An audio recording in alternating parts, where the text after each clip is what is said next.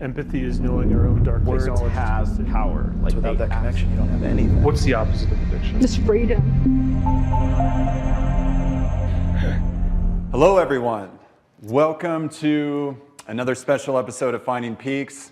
This is a special episode because we got a special guest with us today, and I'm excited to be a part of this group dynamic today. And we're going to also have an additional episode coming soon as well, too, or thereafter, however it works out in the time frame of things. But again, welcome. My name is Brandon Burns, Chief Executive Officer for Peaks Recovery Centers. You all know me, your favorite host, trying to disrupt an industry, provide quality of care, vision, insights for family systems, seeking treatment so that we can empower you all to make best possible decisions for your loved one, for yourself, and so forth. Joined today, as always, by the great Clinton Nicholson, Chief Operating Officer, Great. LPC, LAC, all things clinical, to join us today. The heavy-hitting Dr. Ryan, MD, board-certified addictionologist with us today at Peaks Recovery Centers. And Chief then Medical our... Officer. What's that? Chief Medical Officer. I am so sorry. Yeah. Chief Medical Officer. Wow. That wouldn't make any sense. We'll rewind the tape. We'll fix it. Special guest today, Dr. Stephen Ilardi, clinical psychologist, researcher, professor, University of Kansas, and author of The Depression Cure, the book. And joining us here today to talk about depression, major depressive disorders, all of its variations, some anxiety. Maybe we'll tackle some SUD along the way. Welcome. Hey, thank you so much for having me. It's a pleasure to be here. I'm in such august company, I didn't realize the great, the chief medical officer, favorite podcast host or whatever, it's like, this is like some pretty high cotton that This is pretty impressive. So I'm honored to be part of it. Trying to give you some highlights too, because you run your own podcast as well too. That's a new thing. Okay. I dabble, I don't know, maybe some folks out there can identify with this. I get bored really easily. So I've done NBA consulting, I've written blogs for ESPN, I've done a podcast now, YouTube channel.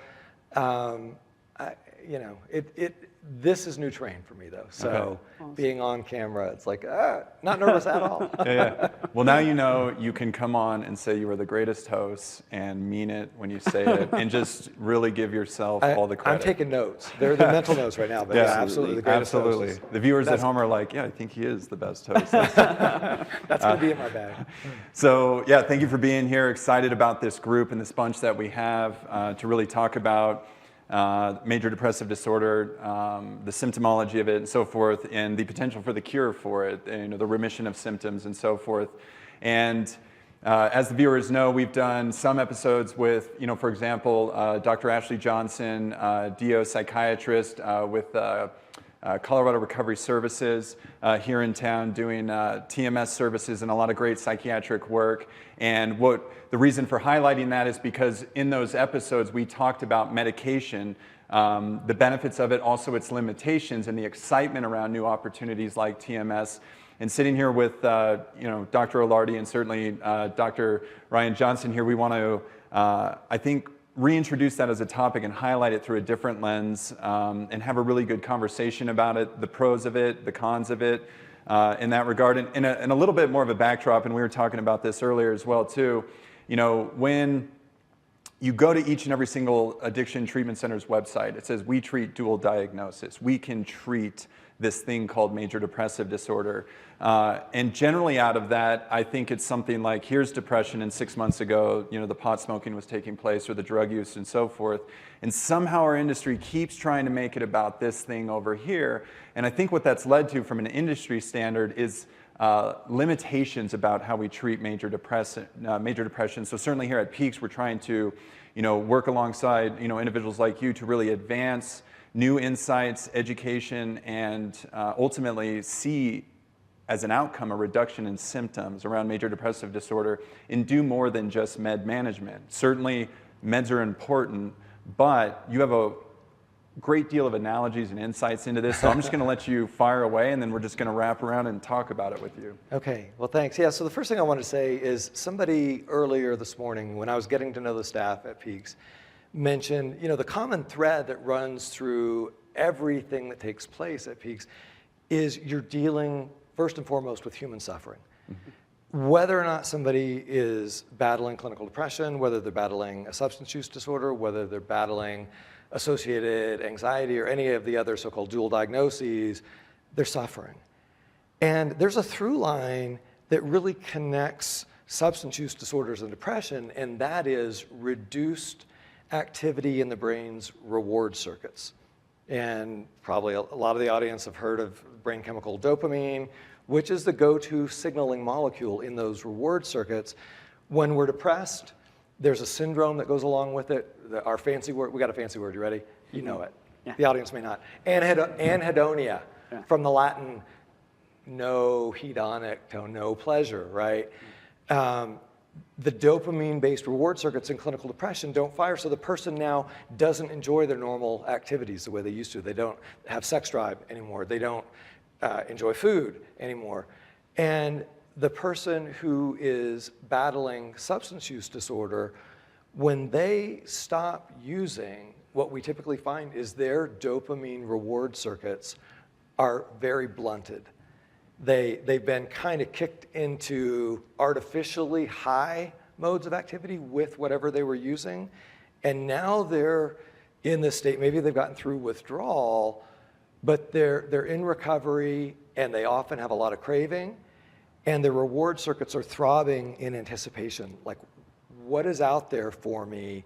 And they're going through day-to-day life often feeling like things are kind of blunted, things are kind of dim and pale, and life doesn't have the vivid colors. Well, guess what? That's exactly what my depressed patients say. And we see the same kinds of underlying neurological deficits in both. And what is exciting to me is many of the same strategies that can help with that suffering and loss of pleasure in depression can also help in addiction. So to bring it back around full circle, what about the role of medication? What about the role of drugs? Well, it sounds kind of ironic, and I don't know if you want to go down this rabbit hole, but the idea of using drugs to treat substance use disorder strikes some people as counterintuitive, right? Yeah.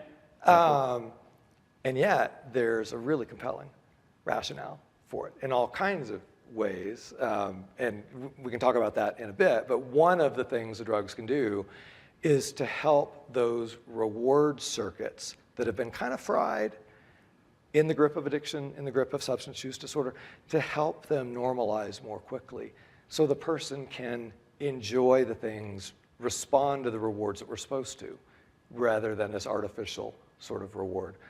Well, when it comes to depression, you hear a lot about serotonin. Actually, you don't hear nearly as much about dopamine, but dopamine function is crucial in depression. Well, why do we hear so much more about serotonin? Because most of the depression drugs target serotonin. Why are the depression drugs not as effective as we wish they were? I mean, they certainly help a lot of people, don't get me wrong. Millions of lives have been improved, but they're not the game changers for many people that we need them to be, that we want them to be. Why not? In part because when you give a drug like our SSRIs or SNRIs to ramp up serotonin signaling, very often you're simultaneously pushing down on the dopamine system. That's why we have sexual side effects as one of the most common side effects, right? You're pushing down on the reward circuitry. Well, that's not really what we want in depression. So we need to augment that effect with other things. And you know, because we've talked about it a lot, that I'm a big proponent of the idea that there is no magic bullet in depression. There's no single thing, fancy word, monotherapy. There's no monotherapy approach. There's no magic drug that's going to completely cure forever a person's depression most of the time. There are, rare exceptions, but the drugs have a place, they have a role, but we have to augment it. We have to do all the things. We can't just rely on the one thing. We can't rely on the monotherapy. So that's just the first premise I wanted to put out there. I know there are a lot of different. So I'm curious now too, and certainly we're presenting to the team earlier, which so grateful for. It was so informative and educational. But how are we in a situation in which, maybe it's just science or we just don't have the application for it yet, but why don't we have drugs that do the dopamine thing rather than the serotonin thing? We do. Okay. So the one that probably a lot of the audience have heard of is the generic is Bupropion. Yeah. The trade name is either, depending on whether you're taking it for smoking cessation or depression, the trade name is Wellbutrin for depression or Zyban for smoking cessation, same drug. Mm-hmm. And the problem is that depression is often, and by often I mean over half the time, accompanied by a lot of anxiety. And if you give a drug like Wellbutrin, it's like, oh, okay, so we're going to ramp up dopamine, that's good. We're going to ramp up reward signaling, that's good. Occasionally, a patient will even have spontaneous orgasm on Wellbutrin. Okay. Side effect. Worth the podcast right there. We will circle back around to the whole. There was a Grey's Anatomy episode, by the way. Interesting. Yeah.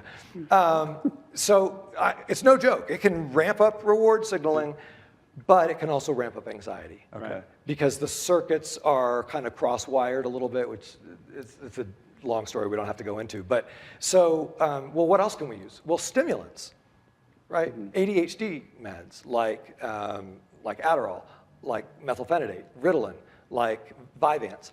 All these drugs also ramp up dopamine. Can they be helpful in depression? Yes, absolutely. Are they commonly used? No. Why? Because, well, they're controlled substances, A, have a high addiction potential, or at least moderate addiction potential, B, but C, they also ramp up anxiety. And so a lot of prescribers are very loath to use them, even though we've got these dopamine deficits in depression that, if anything, a lot of times the medications that we're throwing at depression can make worse. So then it's like, all right, well, what can we do that's non-pharmacological to ramp up dopamine? And it turns out, thank God, there are lots of things, like physical activity, like ambient sunlight exposure, which is about 100 times brighter than indoor lighting. And light is a drug. Literally, photons of light are drugs that hit specialized receptors in the back of the eye and the retina that have a broadband connection to the center of the brain, the hypothalamus, and they not only renormalize our body clock, which gets out of sync in depression, they not only regulate our sleep, regulate our hormones, but kick up dopamine signaling. So we've probably all had this experience. When we go out on a bright sunny day like we happen to be enjoying today, if we go on a long hike or something, regardless of the activity level, we feel energized, we feel stimulated, and often we have better focus because of that sort of stimulant-like effect. When people are depressed, though, what do? They don't go outside. They crawl into a cave. Their brain is giving them a signal to shut down, pull away, withdraw, and part of effective clinical work with depressed populations is validating for them, like, look, your brain is telling you that you're sick. Your brain is telling you, just like when you had the flu, get away from everybody, crawl into a cave, lick your wounds, rest tight for a couple weeks till you heal. And when you have the flu, that's great. Listen to the brain. When you have depression, that's the last thing in the world you want to do because that's going to make it worse. And so a lot of the threading the needle with depressed patients is validating, yes, of course you feel like shutting down. Yes, of course you don't want to be around other people. Yes, of course you have no energy and you have no initiative and you're suffering and you're hurting. But we have to partner together to help you not listen to these signals from your brain that are actually broken signals right now. Mm-hmm.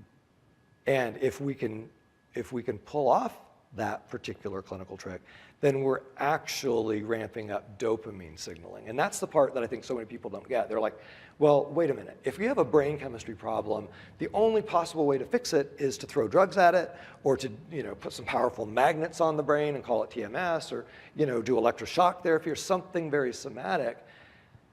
But what we know from the realm of neuroscience, the realm that I'm trained in, is experience changes the brain.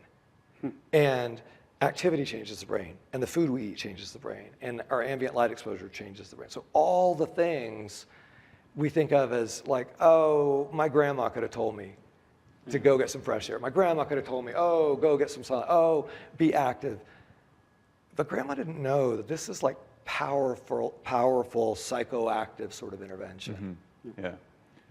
So what I'm hearing, though, is that at least one of the primary barriers is that all of the things that you need, or at least a good a good chunk of the things that you need to get better, or at least to start to overcome depression, are things that your brain are telling you to not engage in. Exactly right. And that's part of the tragedy of depression. Absolutely. And just to build on that a little bit. So imagine I'm depressed and my doctor gives me an antidepressant, let's say Lexapro. Sure. It's one that a lot of people have heard of, escitalopram. And one of the things that it's doing is it's eventually going to kick up activity in my serotonin circuits. What does that do? Well, it's going to help put the brakes a bit on my stress response circuits, which is good because they tend to be way too active in depression. But they're also going to do this really cool magical thing called neuroplasticity. They're going to increase the brain's ability to make new connections and new associations. And by the way, that ability is really compromised in depression. So when people are depressed, they cannot easily learn new things. They cannot easily acquire new associations and new parts of their repertoire. They're kind of closed. Sure. And so you give them a drug like Lexapro, it's like, oh, this is amazing. This is going to kick up the brain's growth hormone. It's called BDNF, if folks want to look it up. And now they're going to have greater neuroplasticity. Here's the problem. Most patients with depression who get treatment, all they get is the drug. And it's like, here, take this drug, and good luck with that. Go back to your life. And, well, in a lot of cases, their life has some toxic elements to it. So we're sending them to an environment that's negative, or at least that has some prominent negative features, sometimes, by the way, as a side effect of the depression, because when we're depressed, we're not at our best. And we can actually have a sort of corrosive effect on some relationships because we've been shut down, and because we've been withdrawing, and we've been ghosting people, and we've been not responding to them. And now we give them the drug. Okay, great, I got more plasticity, but I'm going back to a life that has a lot of negative elements, and now I'm making those associations. So it's like, oh, the drug is making me more responsive to my environment, and I've done nothing to fix my environment. Yeah. Hey, maybe that's a reason why these drugs are not more effective than they actually turn out to be. Maybe these drugs have the potential to be a lot more effective if we could attend to the neuroplasticity angle and provide a supportive context, so provide a beautifully healing, supportive milieu. Yeah. This sounds like an ad.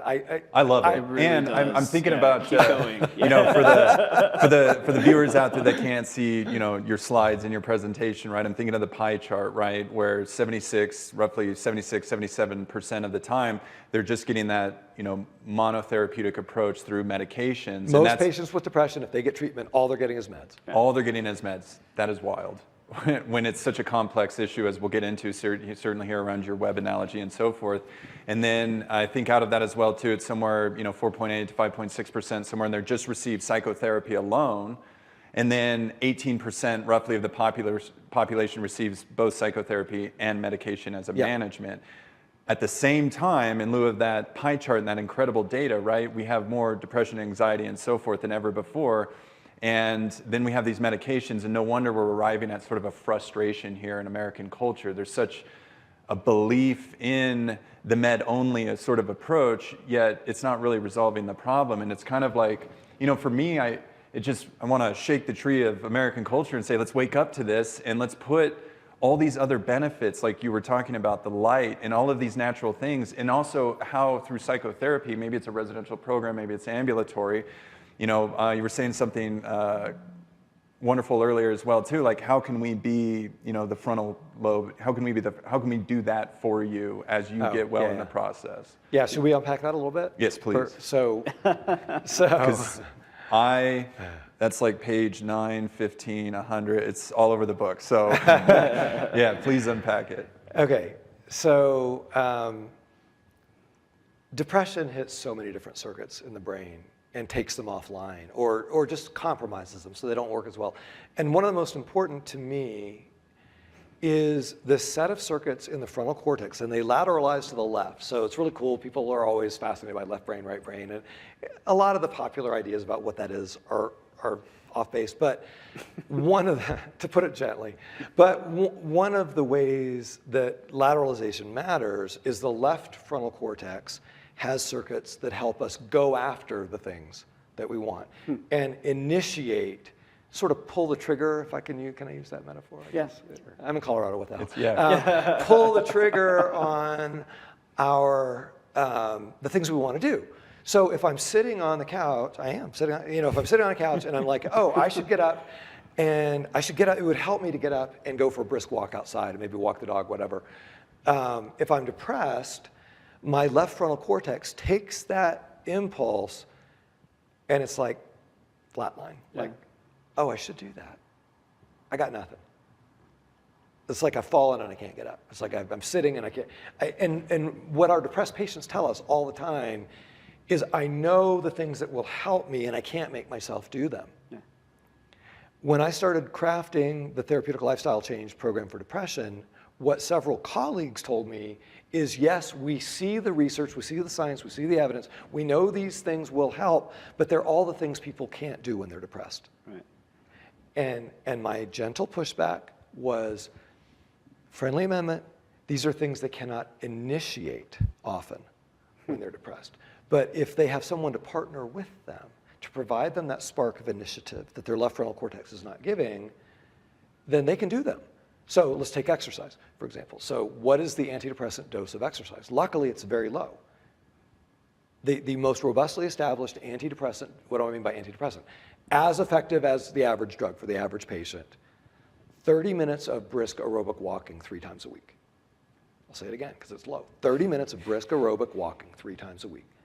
That's been tested in head-to-head trials against Zoloft, sertraline, twice now at my alma mater, Duke University, and found to be every bit as effective in the short term, more effective at preventing recurrence.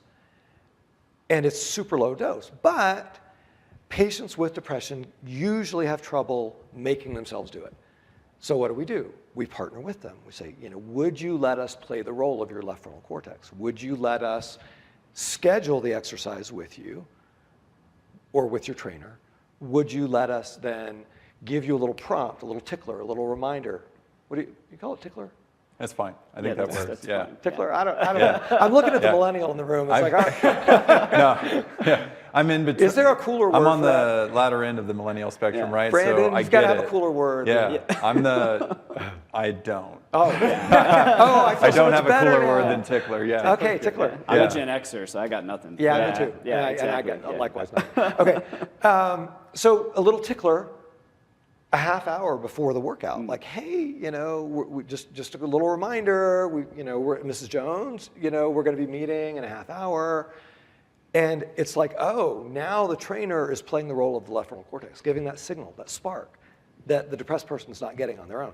So what do we find? People with depression can exercise. People with depression can enjoy exercise. People with depression can benefit enormously, but they cannot make themselves do it usually. Sure. So we have to let go of the judgment, we have to let go of the nagging, we have to let go of the self-blame, and just be freaking realists about it. It's like, let's validate for people that are suffering with depression. It's like, yes, depression is taking you away from your best self. It's robbing you of capabilities that you normally have, and there's no judgment. Mm-hmm. But we're going to partner with you to help you do the things that you need to do to get well. Because when you're well, you'll be able to initiate all the things again, hopefully. Yeah. If you could before you got depressed, then you'll be able to again. Yeah. Yeah, absolutely. And I think that's the special sauce in the TLC model because, at Peaks Recovery, certainly we have an opportunity to frontline with medications and do what we can there. And I hope that the viewers watching this as well, too, can hear all the things that doctors are trying to roll through in their heads as prescribers or even mid-level providers as they go through this. Because, that's back to my point about the dopamine medication. It's like, don't we have these things? It was kind of rhetorical, right? We do have these things, but why don't we throw that at them, in that sort of way? But because it comes with all these consequences, a med, and then a med to manage the symptoms of the med, and potentially all of this, fallout. And then on the other side of that, we have psychotherapy. But the med is going to take time to ramp up, and the depressed patient is having difficulty just sitting in that environment, and it feels like the next sensible thing, and why this TLC model is so fascinating is because now we can do so much more with the time that we have them within these residential settings, and differently than the challenges of your research studies where they had to kind of go home, come back, report, that sort of thing. You've got them. Yeah, and you can provide a level of support and a level of, for want of a better word, stress management. Sure. That is just going to be so incredibly beneficial for many patients. And so with the integration, I mean, the way you talk about depression, I just keep having this idea of like paralysis, right? It's like almost like a neural paralysis where things just are stuck, like you can't move in any way, shape, or form neurologically to a certain degree. And then you have something, you introduce medication, which gives you neuroplasticity, right? So you've got some room to maneuver at that point. But then that desire to actually make those changes and push forward and push through that paralysis requires almost like a neural partner, right? Like somebody to come and partner with you in order to push you along. And so then you have these, all of a sudden though, you've got all of the major components, especially in something like a residential program, where you can really come at it from all these different angles and, like you said, do all the things, right? Exactly right. And then we have IOP, where we get to help them make those habits, lifelong habits, and change the environment they're in. And I think that's what's exciting about this. Yeah, that's a really important point too, right? Because we were talking about this earlier, but so much of the, if we zoom out to 30,000 feet and look at the whole landscape of mental health and treating depression, what we see is it's challenging to treat depression in the short term, in the first couple months, but we have the tools. If we're willing to do all the things, we've got the tools. It's like we've got this in the great majority of cases. The bigger challenge is treating it in the long term. Very similar case, I would say, I think you'd agree, with substance use disorders, where the short-term outcomes are better generally than the long-term outcomes, and yet we're playing the long game. We want our patients to thrive in the long term, and so that means now, how can we pivot from this very cocoon-like, can I use that word? This oasis-like environment of 45 days where I'm going to be really well cared for, but everything in my environment is controlled. And now I've got to pivot back out to the real world, my life as it exists outside. How do I take all of these new tools and skills and associations and generalize them out to my life in the world? And that is, I mean, it's like you're speaking my love language now, because I mean, I'm so excited about this 45-day residential. I mean, that's miraculous that exists. But then to be able to take that and take it out into somebody's real world life is so important. Absolutely. Yeah. So well, there are a lot of different directions we can go. With this. Yeah. One of the challenges of integrated care, and I don't know if there's a tone you can put on it or give us some insights or just a general conversation, but you go to integrate the care, and major depressive patient and SUD patient are sitting next to each other and say, I'm not like that person, and I'm not like that person, and why are we in the same room together? And you're treating something different, but it reminds, going back to that, the dopamine, reward circuits. Reward circuits and scenario. That's the intersection. That's the bridge. Well, the two bridges. One is profound suffering. Profound suffering.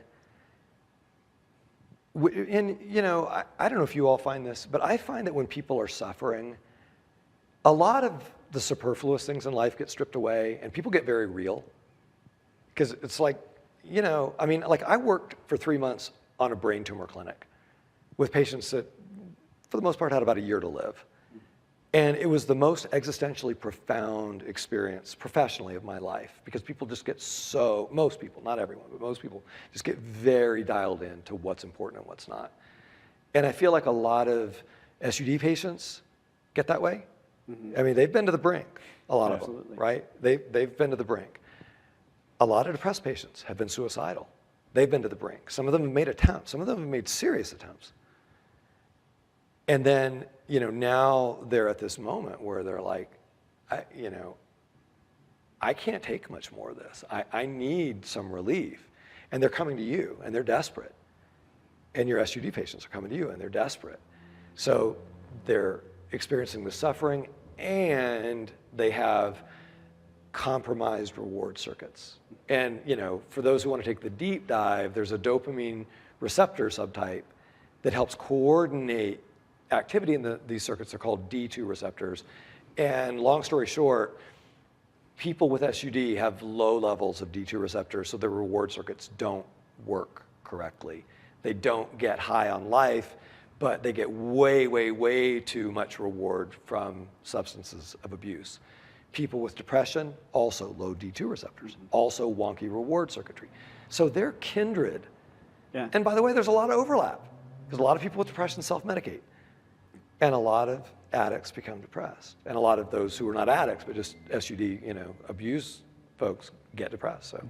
And I think both of those worlds, those people suffering from either SUD or depression feel isolated. They feel alone. They feel completely disconnected. And, Brilliant. And again, earlier in the day, we talked about the idea of, the opposite of addiction being connection. And so and we were talking about the opposite of suffering is also connection. And so it's interesting, it's this ironic thing again, where you have two people sitting next to each other who feel so far apart, but they're actually so close together. Yeah. And one of the actual things that would make them feel even better is to find that connection with each other and to share that.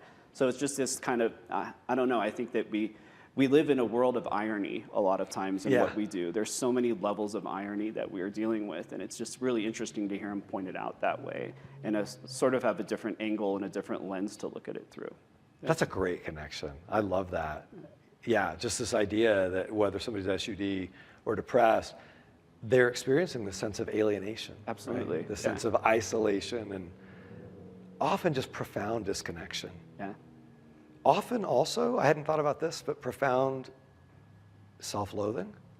Absolutely. That's literally a symptom of depression, is self-deprecation, self-loathing, but so common in SUD as well, because people have made really bad decisions often, and they're beating themselves up, and they're seeing the fallout. Absolutely. Yeah. And I think we, as at Peaks, we work really hard to try to get rid of this idea of substance use disorder and mental health disorder being different. They are so the same. They are so intertwined. It's again, it goes back to suffering, and it goes back to disconnection. It goes back to self-loathing. It goes back to this a sort of neural paralysis that you exist in, and the treatment again is there's so much overlap and can be so similar for both sides. Exactly. And it's so it's great to hear, I don't know, some affirmation for that, to be quite honest. Yeah, well, I get really excited about it. And the other thing I just want, if it's okay to circle back to something you said earlier, just about, okay, so you've got 45 days. If somebody's coming residential, if they're doing intensive outpatient, it's a little bit different. But when somebody's suffering, they want relief immediately. Sure. If we use a standard antidepressant, so the typical treatment that the majority of patients are going to get, one antidepressant, standard off-the-shelf garden variety antidepressant, they're told usually like 2 to 6 weeks, depending if you're lucky 2 weeks, if you're not so lucky maybe 4 to 6 weeks before it kicks in. And we see anxiety 3 weeks, depression 4 weeks is typical. Okay, there you go. Yeah. And there are exceptions. So what do we got that's faster? Well, there's a lot of excitement around more, I think of them, maybe you all don't, as a little bit more extreme interventions. Some folks obviously have heard for decades about electroshock that we now call electroconvulsive therapy. It's faster, there are reasons why it's not a go-to intervention for most people, but it is faster. TMS, transcranial magnetic stimulation, is faster for some people. The effects are not as robust yet as I would like them to be, but there's still, it can be faster. Well, guess what? This is where I get super excited. Light therapy, bright light therapy. Not just for somebody who has winter onset depression, not just for somebody who has seasonal depression or SAD, some people have heard, for any depression. Effects can kick in within 5 to 7 days. It's fast acting. Now I've got a nutritional intervention that can kick in within 7 days. Acetyl L-Carnitine. And acetyl L-Carnitine is like, it's a nutrient that our bodies mostly have to, I say a nutrient, it's a nutrient that our bodies make out of substrate that we get from our diet. How about that? And the more we age, the crappier our body is at making it. So if you look at people who are depressed in their teens and 20s, their levels of acetyl L-carnitine are usually sort of okay. They're lower than we would want them to be, but they're okay. And what it means is if their levels are low, the powerhouse, the mitochondria of their brain cells are not as efficient. And so literally their brain is getting a bit underpowered. And the circuits that they need get fatigued more quickly. So they can't fire as efficiently. Okay, so we can supplement with acetyl L-Carnitine. And the best research is 2,000 milligrams a day, divided dose, so 1,000 milligrams twice a day. And not only in the best meta-analyses, studies of studies, does acetyl L-Carnitine outperform placebo with an effect size that's roughly on par with medication, has no common side effects, and effects kick in typically within about a week. And were you saying that's more important with age? More important with, yeah, thank you, Ryan. Yeah, so for those of us who are of a certain age, I'll put us in this category, on the wrong side of 40, how about? Fair on the wrong side of 40, or maybe the right side, depending on your point of view. If you have more of a Confucian sort of take, it's the right side of 40.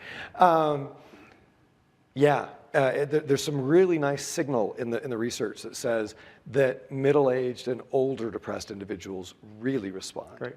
And younger individuals are less likely to have that. And I hadn't heard of that before, so. Yeah, it's a pretty cool little tidbit. And there are other things as well, but I guess my point is that even if we don't want to go to something as extreme as electroconvulsive therapy to get that really fast effect, because we're all impatient. We're Americans, fast food. For God's sake, right? Of course we're impatient. But people are suffering. People's lives are hanging in the balance. Of course we're impatient. We don't have to wait 4 weeks. We have things already in the toolkit that can get this recovery going and get it going pretty quickly. And I think a lot of people don't realize that. Can I give you one more? Please. Okay. We did not rehearse this. We did not script this. I'm totally going off script now, ladies and gentlemen. And Brandon is... Be bold. Be bold. I'm open to it. Okay. Yeah. Martin Luther said, sin boldly. So here we go. Love it. Good intro. Yeah. It's a little Reformation tidbit. Yeah, the viewers at home are like, come on, sin boldly. where is he taking this? Yeah, all right. You'll edit that out. Yeah. There is a novel integrative intervention called Chronotherapy. Have you heard of it? I'm not familiar. Okay. It involves three things. The first of which is going to blow your mind. Yeah. You want to know how to get an immediate antidepressant effect with someone even if they're severely depressed. It will, warning, disclaimer, it will only last for about 12 hours. Keep the person up for 36 straight hours. Huh.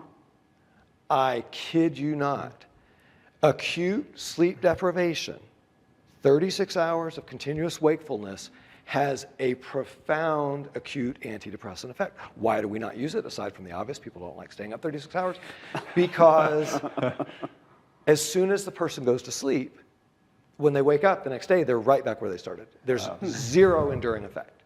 But proof of concept. Ooh, sleep deprivation, strategically employed antidepressant. We can build on that. Second component, circadian circuit reset. Most people with depression have a body clock that is out of sync with the ambient world around them. The most common form of circadian phase shifting is the person's body clock thinks that it is a couple hours, maybe 3 hours later than it really is. So we say it's phase advanced. So they wake up, let's say their wake time, what's the wake time in the room here? 6 a.m.? Is that, say 6 a.m.? Sounds great. Yeah. Okay, Yeah, so their wake time is 6 a.m., but they're wide awake at 3 a.m. because their body clock is telling them, oh, it's 6 a.m. We call this, by the way, terminal insomnia because it's at the terminus of their sleep cycle. Interesting. Okay, so we want to phase shift them 3 hours, right? And that will help a lot. It will help with their sleep, which has antidepressant therapeutic effects. The final thing is the use of bright light therapy, which we've talked about before. So you combine all three. There is a center for chronotherapy in Chicago that's a residential facility. We really should talk about this. This is pretty cool because you guys could do this. Where they have patients come in and they're like, okay, we're going to combine these three things. So we're going to keep you up 36 straight hours, and then we're going to let you sleep for a while. Actually, it'll be more than 36 straight hours.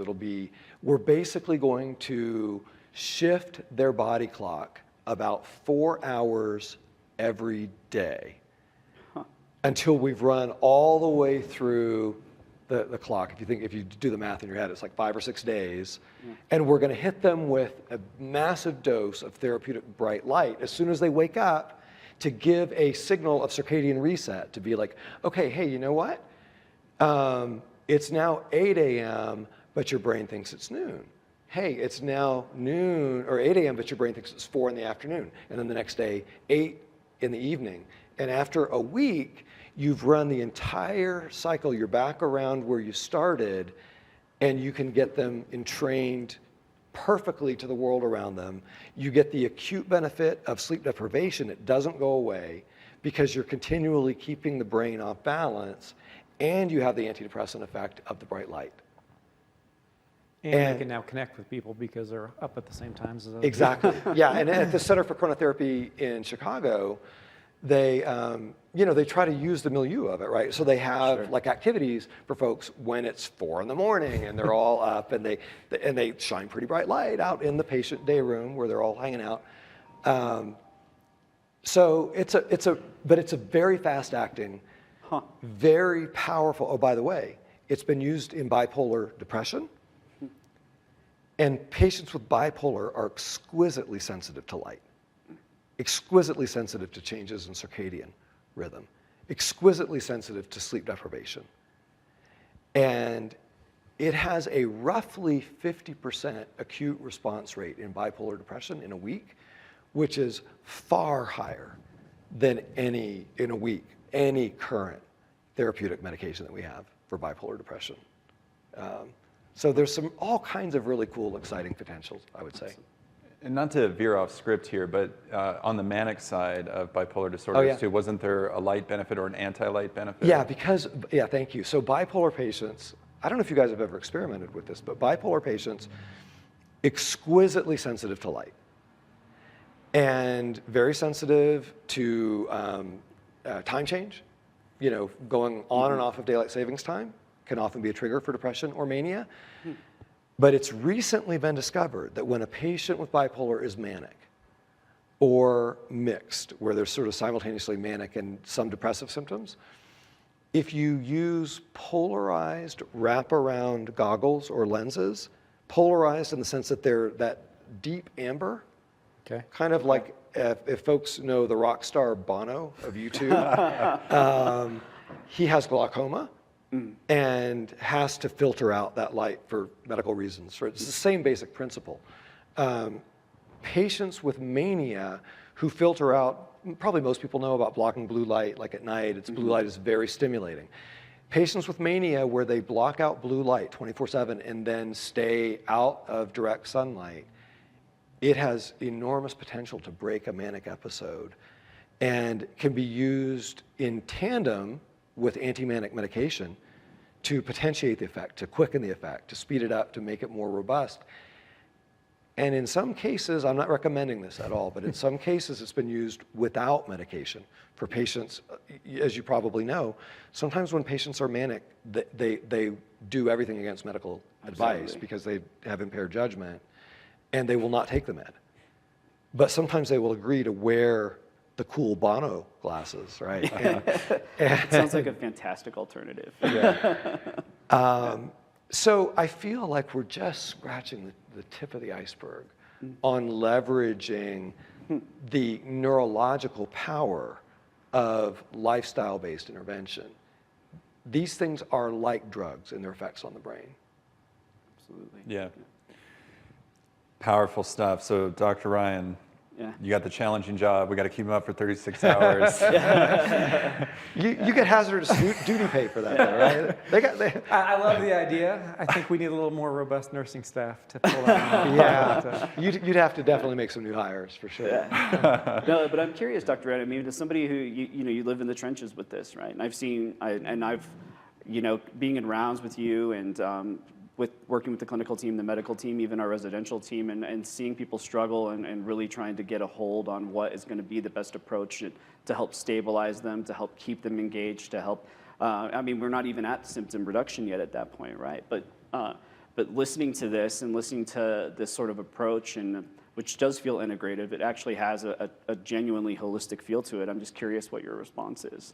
I love it. I mean, I think it has the potential now to fix them while they're with us, but more importantly, to set them up for success in the future. When he spoke earlier today, Steve, you talked about a spider web. Yeah. Do we want to? Yeah, go ahead and talk about the spider. No, I want to hear you do it. He talked about depression having a lot of different attachments. Absolutely. And basically every thing you can pull off. So a medication, you're pulling off a big string. You're pulling off another string with light therapy, with exercise, with connectedness, with nutrition. What am I missing? Habits of healthy sleep. Habits of healthy sleep. I mean, you're just pulling more off of that gut-brain spider web. axis, gut-brain axis, and yeah. And I think the more of those strings we can pull off, the better people are going to do. I love the analogy. I think it's great for. Thank you. Yeah. Yeah, For metaphor analogy. Yes. Yes. So, I mean, a patient actually many years ago said to me, you know, I just feel like I'm caught in this web. Yeah. And it always stayed with me, that image of like being trapped in this web. And then when I started thinking about how depression involves all these different layers of dysregulation, molecular, neurochemical, hormonal, cognitive, affective, attentional, and we haven't even talked about like the attentional biases. People when they're depressed, the brain only wants to go to negative things. People when they're depressed, they don't want to be around other people. So there's the social withdrawal piece. There's I mean, there's so many different layers, and it's like this web. And our typical approach, like we talked about earlier, is monotherapy. We're going to do the one thing. We're looking for the one magic stone that we can throw at the web and bring the whole thing down. And sometimes we get lucky. Sometimes we get lucky, and the one thing really does bring it down for some people, for some time. But God, it just makes so much more sense to think about, like, what if I have a whole pocket full of stones, or you know, like a shotgun or something, where I can just blast this thing. And I feel like, how about this? Depression is so much more treacherous than we give it credit for being. It's so much harder to fix. It is fixable. Yeah. It's completely fixable, but it's so much harder to get it well and keep somebody well. And we do our patients a grave disservice by being very cavalier and very, oh yeah, we got this. These meds are like magic. It's like, the meds, you know, they're helpful, but they're not all that. Absolutely. For so many patients. But if we're willing to really take it seriously, like you all do at Peaks, that's what I get really excited about. Yeah. I'm going to send you so many patients.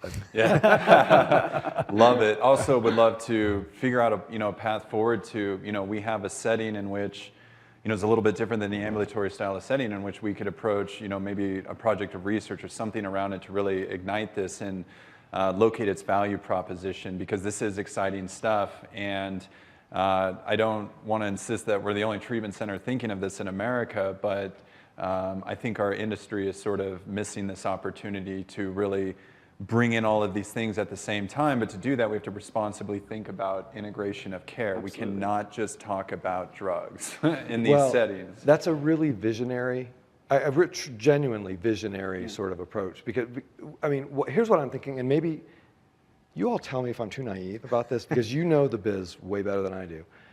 My feeling is, if you could get some sort of funding, sponsorship, to pay for the research, to like legitimately show with a carefully controlled, conducted research study that this kind of multi-pronged approach, this doing all the things approach, is highly effective. Now you've got this publication that you can take to all the industry people, all the leaders, all the, and say, don't just take our word for it. Like we have independent verification that what we're doing is working, and we'd like to make this the gold standard. Yeah. But to do it right, it's going to take some money. Some money, some time. A lot of time. All the a lot things. of commitment. To get it right. Why did you point to me? Because when I hear all the things, I think that is your. Yeah. You are Mr. All the Things. That is Wait, literally Dr. my title. That's his. That's He's my director title. of all things. Chief of all things at Peach Recovery That's Centers. fair. That's fair. There's so much to expand on, to talk about, to be excited about on this. I do, while we got the sort of the strict medical lens here, before we invite the clinical side of things into this, the anti-ruminating, psychotherapy approaches and so forth into this. I did want to touch base. Chris Burns, one of the hosts, president and founder of Peaks Recovery Centers, is often talking about the vulnerable population. Mm-hmm. And what I would like to talk about is that, it really struck me as kind of obvious for myself when you were talking about it earlier with our team, but, I wake up in the morning and I get the sunshine. I think, this is a beautiful day. Look at this mountain that's in front of me, Pikes Peak, America's Mountain. Man, it's so beautiful. We live among nature. We get to see deer running across the highway. We get it all here in, Colorado in that regard. And so, you get this high on life sort of experience when your dopamine levels are up. And that's my common experience and why it resonates with me so much. With those lower dopamine levels, that's the vulnerable person we're talking about, right? Because they're taking the drug and they take it, and all of a sudden it's the mountain, they're high on life. This is what this guy Brandon was experiencing when he was talking to me about looking at the mountain that I don't experience. Yeah, exactly right. So that's one of the real underappreciated and I think misunderstood elements of the brain of the person vulnerable to addiction, vulnerable to substance use disorder, is they're very often genetically predisposed to those low D2 receptor levels. So in other words, genetically predisposed to not be able as much to get high on life and to have the drug be able to hack into their reward circuits. The drug takes over and says, this is what you've been missing. Yeah. Now you're home. Now you're in a space where you feel on top of the world. By the way, fun side note, psilocybin actually does not light up the brain's reward circuitry. Or LSD or any of those. Well, it really does. I didn't get that message when I was doing it. It can be, obviously Brandon it can be saw really. all the lights. I saw the lights. It can be just really not addictive rewarding. like that. It can be, depending on your own experience, it certainly can have a reward component. By the way, a lot of folks probably know psilocybin is now being actively investigated as a supercharging agent for effective psychotherapy for depression. So, it increases plasticity. It opens people up to reconceptualizing their stuckness. And under expert therapeutic guidance, it can be a catalyst for a lot of healing, for a lot of, sort of rapid response. So I think it's been a little bit overhyped, oversold, but I'm not in any way opposed to that kind of research and work. I just want to, basically, I'm just giving like a public service announcement for magic mushrooms.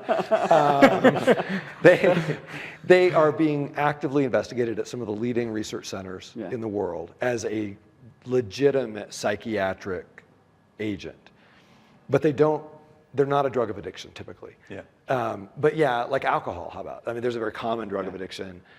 Can I say this? We were out to dinner last night. There may have been a glass or two of alcohol consumed in a very responsible manner, and a little bit of dopaminergic reward, which all drugs of addiction do. But if somebody has high D2 receptor levels, they just walk away. They're just like, oh yeah, that was fine, whatever. And so I feel like once we start viewing addiction through this lens of these are our brothers and sisters, our fellow travelers who are laboring right now with the burden of reward circuits that don't get lit up the way they're supposed to. When they hug a friend, when they see the beauty of nature, when they have a professional accomplishment, when they have sex, when they do anything except for using. And when they're using, then it lights everything up. And that's a tragedy. And it's like if we can have that viewpoint, for me at least, I'll just speak to myself, judgment melts away. And compassion seems to be the only sane response. Mm-hmm. So yeah, I love the work you're doing. I love the compassion. I love the sanity. I love the community. Absolutely. Yeah. So. Well, I think that's beautiful and exactly what we're coming to here. When we can all appreciate that decisions are being made around alcohol use, drug use, and so forth. But at the level of decision making,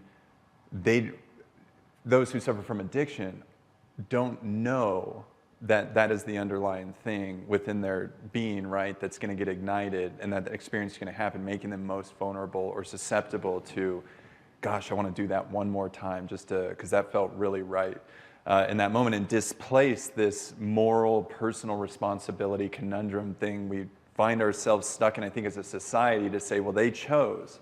Right. Well, we all choose, but we're all kind of vulnerable and susceptible in different ways within those choices, and that displaces personal responsibility in a much different way than I experience personal responsibility. And I think that choice narrative is actually true for people who struggle with depression as well, because we're so cavalier with what we identify as depression.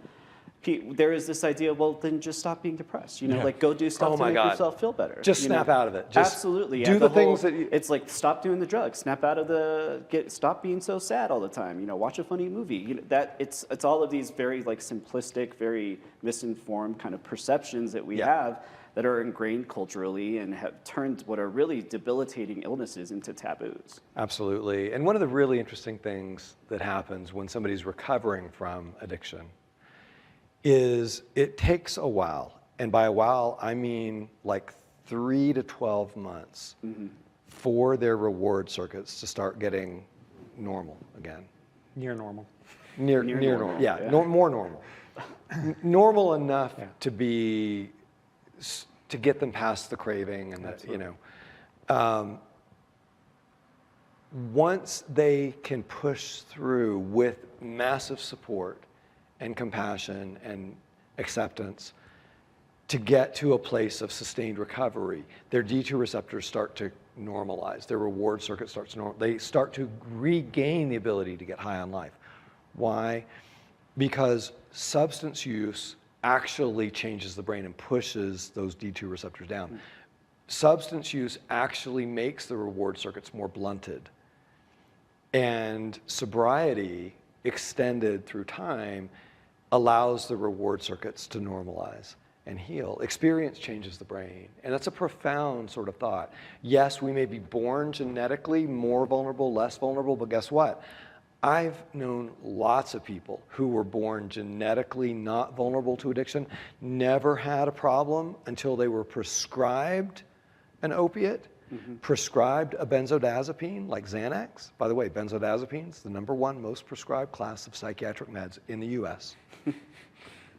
Party drugs, addiction. What could possibly go wrong? Xanny. Yeah, it's our most prescribed drug. Crazy. So anyway, I'm not here to bash, well, a little bit. Bash and so easy to find in the black market as well, too. Of course. It's everywhere. But here's my point. Yeah. I have known people who were, as far as I know, the only person in their very vast extended genetic circle that had an addiction. They were addicted to benzos. Why? Because they're typically family practice doc. 90% of, no offense, 90% of benzos are prescribed by general practice docs, not psychiatrists. Psychiatrists usually see the danger. Usually, not always. The best family practice, not always. The best family practice docs see the danger, but a lot don't, right? Okay, so they're prescribed the benzo as a sleep aid, but they take it every night. After getting their Ritalin and Adderall. Right. So, but then after a couple years, now they are completely addicted. They did not start off with an addictive vulnerability. We created the addictive vulnerability, but now that they're addicted, their D2 receptor levels are low, even though they were born with a nice high genetic level. You see it? So regardless of if you're born with a low level, well, guess what? Getting connected with people, being immersed in community, exercising regularly, having better nutrition, getting good sleep, all those things actually raise your D2 receptor levels, make you less vulnerable. And so people get out of our detox and they're like, why do I still feel crappy? And then you have to be honest, it's going to take a year before you start feeling near normal. And 2 years before you're fairly normal.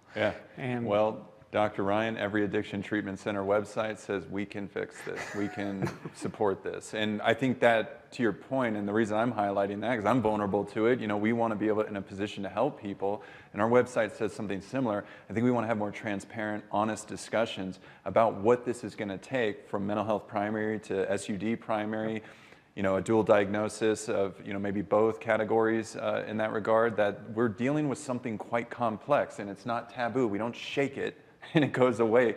We don't say stop thinking it and it goes away, or just throw these monotherapy approaches at it and it goes away. We've learned in real time the ineffective nature of all of these approaches, and it's time to get real and honest about that, support the public to recognize that, yes, these things are valuable, but it's not a single shot. And we need to work toward all of these things in support of that. And I know to be charitable to our industry, insurance is running a lot of this. Through TMS clinic and so forth, like that front-end medication, we have to see the failure first before we can intervene with other things at the level of insurance. That's nonsense. It perpetuates the issue in a way as well, too. So not only is the situation complex for major depressive disorder, SUD, and so forth, it's complex from the downward pressure we experience as a society for how these things are paid for, delivered in real time.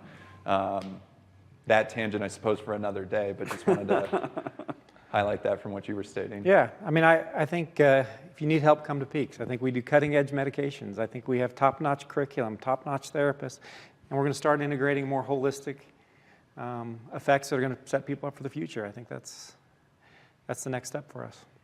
And I love the fact that there's a kind of an interesting dance between, one of your core values is like unvarnished honesty. You've never told me that, but I can see it, right? It's just being really genuine and honest. But at the same time, there's a wisdom component to, like, there are helpful truths and there's a timing to it. And so here's just my take on this, and I'll throw it out there, and maybe this is a horrible idea, but I feel like when somebody is just starting down the path of recovery from addiction, it's too much to give them the truth of, like, it could be 2 years. Brother, it could be 2 years before. It's like, okay, you know what? This drug is literally ruining your life, and you know it, and that's why you're here. And we are here for you. We've got your back. We're going to partner with you, and we'll get you through the toughest stretch of it, and we're going to give you all kinds of tools, all kinds of support, and every day you're going to get one step closer to this goal. And we're not going to lie and say it's an easy road, but it's a valuable road, and it's so worth doing. Yeah. And millions of people have discovered that. It's like that path has been blazed, that trail has been blazed. We know it. But you know what I mean? So, like, absolutely, to celebrate the small wins, absolutely, to celebrate, like, every day is a win. Every day of sobriety, every day of is a win. And at the end of 45 days, okay, we're gonna be honest. Like, this was the first phase of your journey. But if you quit now, your odds of staying well, without doing phase 2, not great. Yeah, absolutely. Right. I think the idea of it being a journey is exactly what it is, and it's a journey of discovery. It's a journey of healing. It's a journey of repair, both psychologically and physiologically, and being able to, like you said, celebrate the entire spectrum of what recovery is, whether it's recovery from substance use or recovery within mental health, suffering from mental health diagnoses. It's a journey. Every recovered addict that I've known personally has told me that early on that journey, they had to wholeheartedly embrace the wisdom of just think about today. Absolutely. Can you get through, and if that's too big, can you get through the next hour? Right. And we're here for you, and we got you, and we're going to get you through this. It's like we face these moments of incredible weakness and temptation, but it's like I can power through the next hour or this day. And if that person who's feeling depleted and overwhelmed has to think about, oh my God, it's a 2-year journey to get, it's too much truth. Yeah, don't even think about, It's too much truth for them right now. Right. Yeah, totally. Yeah, So. there's got to be hope, right? There's got to be some next thing. So maybe we don't think about it. I think family systems should appreciate this is going to have a major time component to it, but we celebrate the successful interventions along the way. We celebrate every win. Yeah, Absolutely. And we don't burden people with it's like, you know, with kids. It's like you don't burden your kids with. There's certain knowledge that, like, they'll be ready for it someday, but like right now they don't need to grapple with the problem of evil. right. You know? Why are there psychopaths that torment people? And it's like, you know what, honey, we'll get there someday. But like, you know, though, I will say I think there's a time where it does benefit people to know that yes, my brain will get back to normal because they have this fear that it's never going to get better. Absolutely. And it will. yeah, Yeah, absolutely. Well, on that note, I suppose as the host, I gotta cut it at some point. The social media, the kids, they can only watch clips in, you know, 30 seconds, 5 minutes at a time. So I'm sure somebody's popping popcorn in the background right now, you know, gonna come back to it. I think they're still talking. No, wait, there's, no, go ahead. So, I was gonna say there's a drinking game, but this is the wrong audience. so hard cutoff there. We'll take it out at that point. I cannot believe you just The old clinical psychology You can jokes coming tell up. I'm with college undergrads. Absolutely. All yeah, week it's long. a totally different setting. Yeah. I get it. Yeah. So, Sorry, Brian. no worries, no worries. And in appreciation of you, Dr. Ilardi, being on this with us, thank you so much. Dr. Ryan for joining us as well, too. Clint Nicholson, all things Peaks Recovery Centers. To the viewers out there, I certainly hope this was supportive, helpful to your family systems, the knowledge download that's taking place, and hopefully creating some curiosity for you and your loved one about how you can approach treatment options down the road. Check out Dr. Stephen Ilardi's book, The Depression Cure, Amazon, all the bookstores. It's a great read. On the next episode, we're going to talk about the shtick, the thing that is the thread that makes all of this true at the end of the day. We'll talk about it, we'll challenge it, we'll do all those things. Remember, if you got additional questions, thoughts, ideas, finding Peaks at peaksrecovery.com. We'll put it in there, in that box there. We got some talent in the back that'll be able to do that for me. Chris Burns on the TikTok screaming at it, love it, keep watching it, highlighting that on behalf of Peaks Recovery Centers. The Twitter, the Facebooks, all the other things. Until next time, everybody. Wait. Shout out to, I have a podcast. Yeah, Oh, yeah, do yeah, it. do it. Yeah, Do it. can I do it? Yeah, Absolutely. that's Do the yours. thing. Nail it. Camera 3? Yeah. Mental Health with Steve Ilardi and Hugh James. Hugh is an Irish poet who is hilarious, unlike me, and we're the perfect odd couple. He's young, I'm old. He's the poet, I'm the scientist. He's Irish, I'm American. I mean, anyway.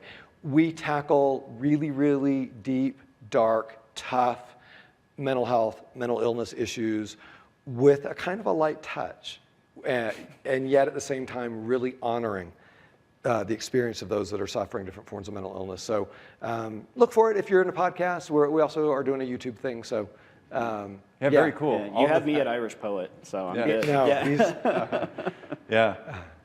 Okay, thank Love it. And thank you. And please watch it. Absolutely. Listen to it. Get involved with it. This is a big topic, an excellent professional and individual guiding us through those things as well too. So until next time, everybody, thank you.